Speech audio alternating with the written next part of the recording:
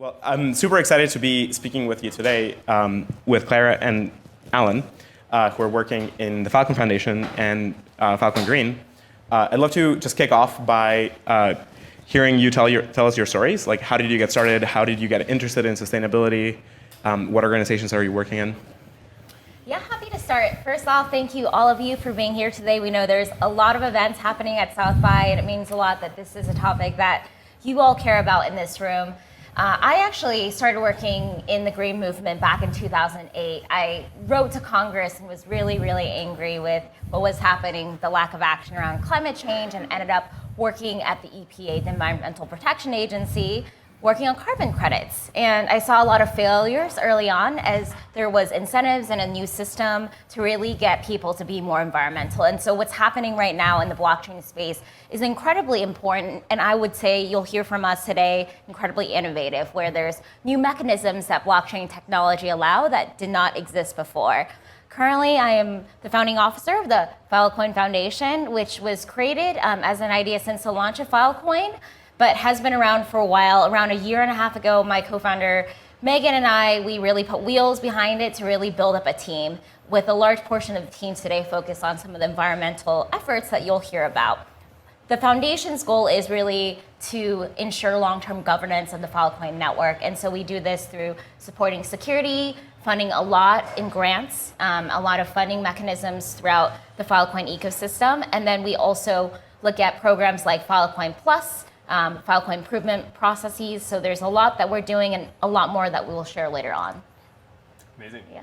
I did not know that was 2008 when you started being involved in these things. I actually also started working in renewable energy in 2008 doing solar cell research. And I did my PhD at MIT in batteries and energy storage. And that led me to sort of really want to understand, right, how do different technologies interact with the power grid? And how can we come up with this really detailed understanding, really good models of what's going into the grid, what's coming out of the grid, and use that knowledge to really shift it in a more sustainable direction. And I started working at Protocol Labs in the research area in 2018 on that problem, on taking this sort of ethos of decentralization and trying to understand at a technical level what it means for power grids that need to start integrating all of these intermittent renewables into a grid that still needs to work as we are undergoing this energy transition and hopefully rapidly decarbonizing the power grid and the rest of our economy. Then the Filecoin network launched, and it started growing really, really fast. I think everyone was really amazed at how quickly it was growing. And people started really asking, how much electricity is this using? What are the environmental impacts? And I started talking especially to Angie about that, and we really hatched this plan to dig really, really deeply into understanding at a super granular level what is the energy consumption, what are the impacts, what tools can we build to be able to first do the research to understand those impacts, then apply that research, build really, really easy to use a dashboard, API, all these things to give people the tools that they need to have a transparent, granular view into how Filecoin is interacting with power grids, and then to take a lot of action to reduce and mitigate that. And ultimately, our goal is to make Filecoin itself, to drop the environmental impacts of Filecoin verifiably below zero is our North Star, right? And so as we're doing this, we're building this up as a team inside of Protocol Labs. We always want to meet new people. Mark just joined from previously at RMI, who had done a lot of work in this space before. Is now on the Filecoin Green team. Orin just joined from Impact Hub, where she's done a ton of tremendous work on building accelerator programs to try to build up entire ecosystems of companies working at solving social problems. And we're really just excited to sort of supercharge that work and apply it to Filecoin and beyond. Awesome. So just digging into the goals of the project, what does it mean to get measurable impact, right? So this is a pretty hard question and very broad. What are you doing specifically to figure out how much energy and how we're decarbonizing and so on? Yeah, right. So first you have to figure out what the impacts are, and then you have to reduce them, and then you have to mitigate them, right? So figuring out what they are, we did a lot of research to really understand, based on on-chain proofs, what are the upper bound, lower bound, and estimate as to the energy use of every single node on the Filecoin network. And just because of the architecture of Filecoin, you can actually see how many resources every node is contributing to the network over time and get really, really granular data on that. So that's all based in the chain. So I think we have really powerful tools there for understanding what those impacts are, at least for electricity. Then moving beyond that, we want to allow storage providers to be able to prove that they are taking action to reduce their impacts. And so we're talking to a lot of storage providers and working on these on-ramps for allowing verifiable actual energy measurements rather than just estimates and building those into our tools. Then thirdly, we're taking all the energy used by Filecoin storage provider nodes and connecting that to renewables. And there were several presentations today about how renewable energy markets work, but we're really building this link between individual nodes and specific renewable generation projects like solar or wind that are powering those nodes.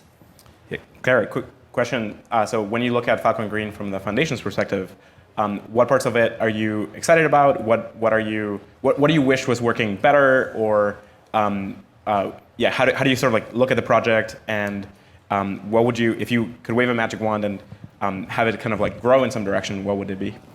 Yeah, so out of the foundation, there's really two pillars we're focused on. Number one is collaboration. We're always looking to collaborate with new organizations. So Alan just mentioned a couple, there's organizations like Decent that we just funded, which are a storage provider that's looking at using solar energy on roofs and mapping that into the work that they're doing on the storage and mining side. So that's really, really interesting because I don't think there's anything else like that out there right now in the market. So really being able to have these flagship case studies that hopefully we can scale at a broader base.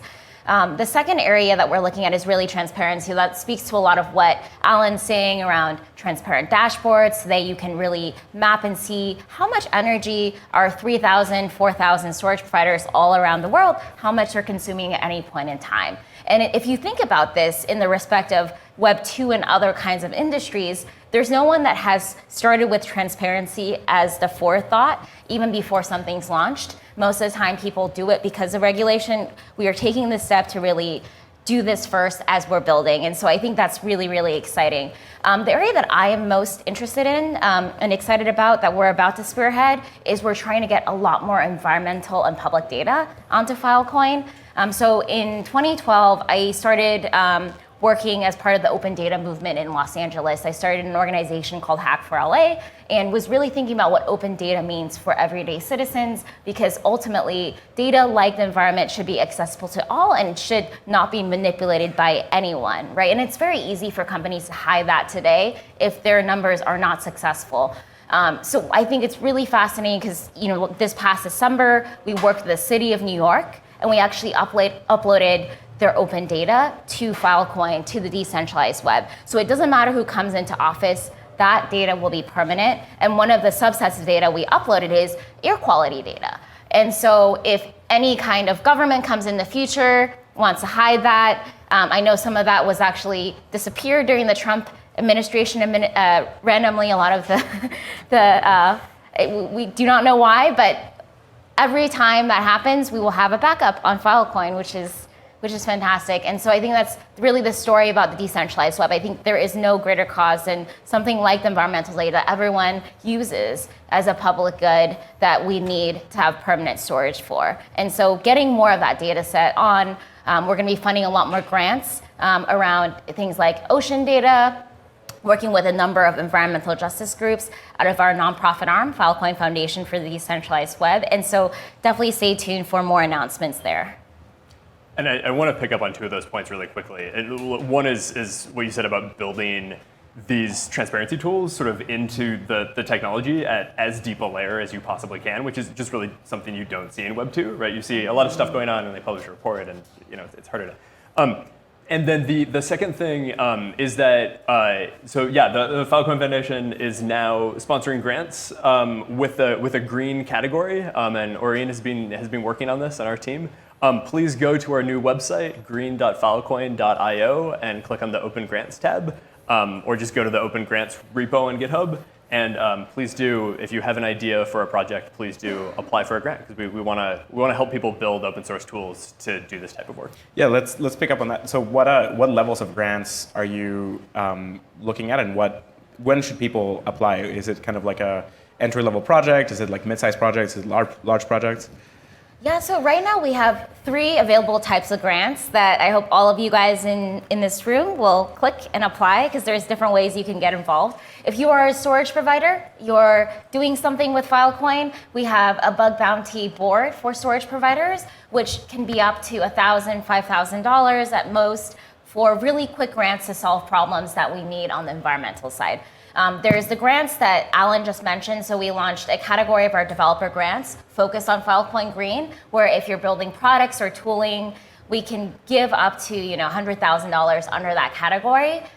Just submit it. Everything's transparent through GitHub. So we really encourage you to do that. And then the third category of grants, which we're calling the Explorer Awards, just actually was announced last week at our Social Impact Summit for Filecoin Foundation for the Decentralized Web. These are small, rapid grants, up to $10,000 for people exploring what they can do, including the environment, right? So if you want to host a dinner party with environmental justice groups and talk about what the decentralized web can mean for you, we can fund that. If you want to write a white paper, if you want to explore and just spend a month looking at really interesting issues no one's thought about, we can fund that. And so these are really great ways for no matter what level you're at, you can get involved, and everyone should definitely find a way to. So, Alan, what are the sort of things that you would encourage? What are the projects that you're seeing that you would encourage to apply for some of these grants, or things that you would like to see happen in the ecosystem?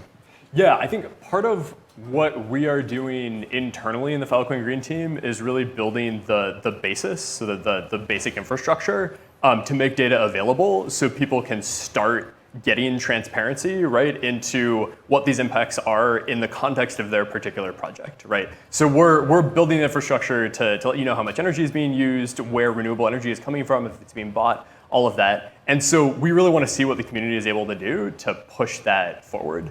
So specific ideas are things like looking at marginal emissions factors from grids, or just average emissions factors. Your grid carbon intensity varies based on where you are in the world, right? And so we want to see how people take this location data and this energy use data and translate that into different projects, right? Where you can see if I do this thing in Web3, right, in my project.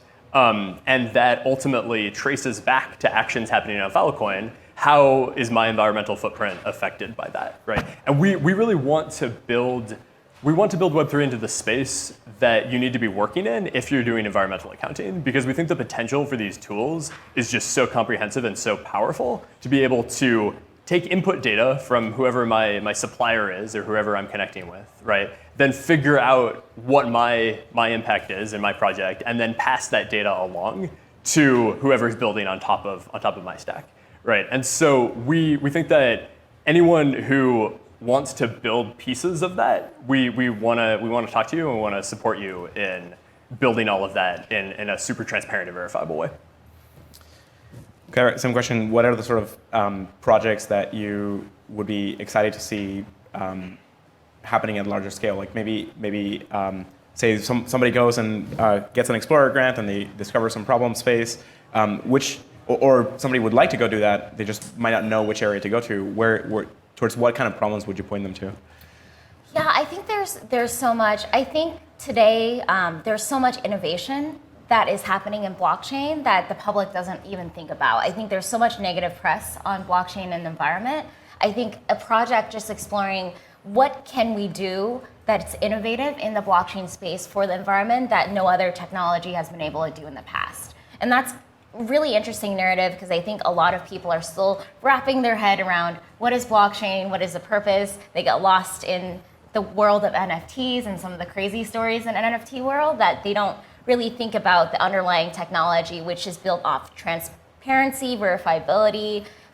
There's a lot of companies today that are even exploring with carbon credits that the government is giving out, right? How to even verify that those are that companies are doing what they're saying with measuring carbon removal. And so I think there's so much that we haven't even scratch the surface of that we can highlight with what is happening with how quickly blockchain is being developed. And then second, there's a ton of events happening that is nearly monthly. Alan runs a monthly Filecoin Green Meetup that if you guys want to continue this conversation, you should attend. Biden just passed an executive order on crypto that I'm sure many of us in this room are all familiar with. One of the things he calls out is making sure that we are doing what we can in innovating, but also thinking about climate mitigation at the same time. And so we're going to be talking also about some of our work. Some we can't share yet, but we will share at places like Davos in May. And so I think it'll be really interesting to really carry the conversation in front of not just an audience like this that is already familiar, but also with policymakers and executives that may not necessarily wrap their head around what is so exciting right now in this space. Yeah, so super important. So digging into that, right now there are a lot of bad memes around blockchains and energy use and so on. What do we have to, how can we change that that narrative and those memes? What are the kinds of things that have already happened that we can point to as really great indicators? Or maybe what are the things that you would like to see happen in the near term so that we can then point to that and say, like, look, like this is a way more greener computing platform than the current ones. Yeah, I mean, I think the way you change the memes is by doing a really good job at being verifiably and transparently sustainable. And so, I think establishing these tools, right, is a really important step to let people make it not something that is just an impression people have out in the internet, right, but is actually grounded in real data, right, and that is something that Web3 excels at. That is the thing Web3 excels at, right, is taking all of these claims and making them extremely transparent and verifiable. And so I think that that's part of it is building that tech stack in a way that enables really solid claims. Then I think another part of it is pushing to do things like make sure that when we make a claim, we don't just leave it at that and say we're done, right? We're really searching for what are all of the different ways that we as an ecosystem can catalyze the renewable energy transition and catalyze in more broadly a sustainable relationship between the economy and natural systems, right? And so we are connecting the network to renewable energy. We're also building more solar, right? So Protocol Labs just put $35 million into a fund that's going to be building more solar in the US. Things like that it's not just about checking a box, but it's about really digging in and doing a better job than the legacy economy is equipped to do at substantiating these claims and pushing our sustainability agenda farther than you can push it in just Web 2. So one part is building the tools and the measurement to make it all verifiable and legitimate. Great, so we can do all of that, and then what if we fail on communicating the story? So what maybe where to go from that? How do we tell the story to the world and point out what is already happening that's really good that or what's coming? Yeah, so I would love to share a new initiative we just announced last week called the Decentralized Futures Council. This is something where we're trying to tell policymakers and the general public about how the work that we're doing around infrastructure for the web is slightly different from some of the innovation happening on the DeFi side. And so I think that constant education and storytelling is more critical now than ever because most people don't quite understand the infrastructure level. It's not sexy, it's not interesting, it's not cute like some NFTs, but it's the most important thing that is out there to really think about the next structure of the web that all governments and the public eventually will have to deal with. And so I think investing in places like this, we're a huge advocate of the Blockchain Association that does a lot of this translation to policymakers on a constant basis. And so constant education, I think all of you guys in this room, everyone plays a critical role in also co-telling that story with us, right? And so bring people along this journey. I know there's so many different groups popping up During ETH Denver, we met with an ESG DAO that's bringing together a number of environmental activist groups and really thinking about renewables in a different way, right? And so there's so many structures in blockchain that make it so much easier to bring people, even those that are not technologists or builders, to the table to really start this conversation. And I think it's not just up to us here, but the entire ecosystem and everyone else involved to also carry the conversation forward.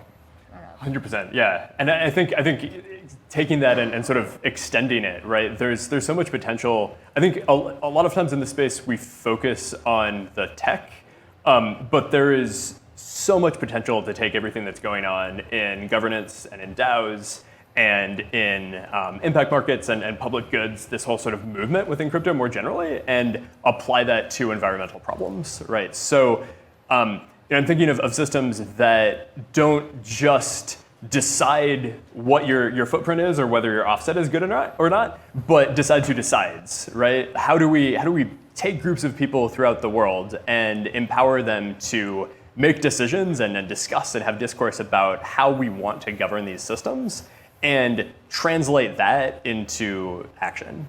And I think just there's so many directions to go with that, and that's something we want to help build all of these primitives and apply them to these sorts of problems. Since we're in the NFT house and there's a lot of NFT art happening now, I think art can be tremendously impactful in conveying messages and communicating how what things matter. Maybe we should just start buying a lot of NFTs that show and tell the story of this kind of thing, right? So I wonder if there's a way.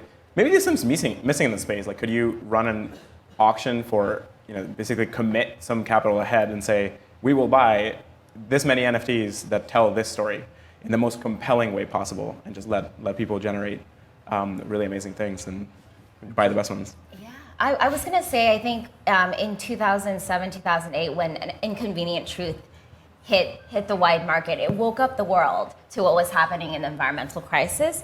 And most people forget that NFTs are not just JPEGs, they're all kinds of content forms.